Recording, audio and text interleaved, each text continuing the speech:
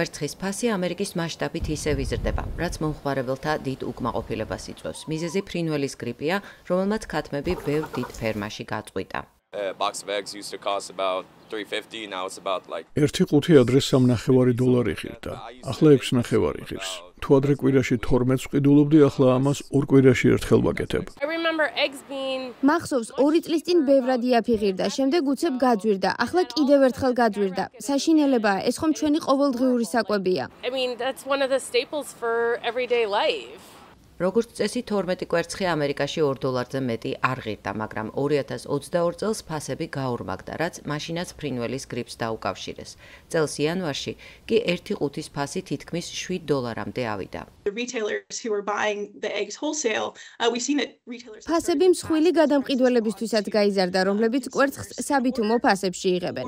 ვიდრე ფრინველის გრიპის პრობლემა არ მოგვარდებოდა მომარაგების ჯაჭვში ვითარება არ გამოსწორდება, ყველაფერი რიგით მომხმარებელს აწვევა კისერზე. სიტუაციის გამოსწორებას ამ ეტაპზე არ მოელიან. წინა წელთან შედარებით სოფლის მეურნეობის დეპარტამენტი კვერცხის დამატებით 20%-ით გაძვირებას მოელის. მომხმარებელთა მხრიდან მოთხოვნა კვლავ მაღალია, მაგრამ მიწოდება ვირუსის გამო ჯერ ისევ ფერხდება და მაღალი ფასებიც ნარჩუნდება. ერთადერთი, ვინც შეერთებულ შტატებში კვერცხის გაძვირებით მოგებული რჩება, მცირე მეწარმეები არიან, რომელთაც პატარა ფერმები აქვთ. მათ შორისაა ოჯახური ბიზნესის მქონე ჯორჯ ტერვილიგერი.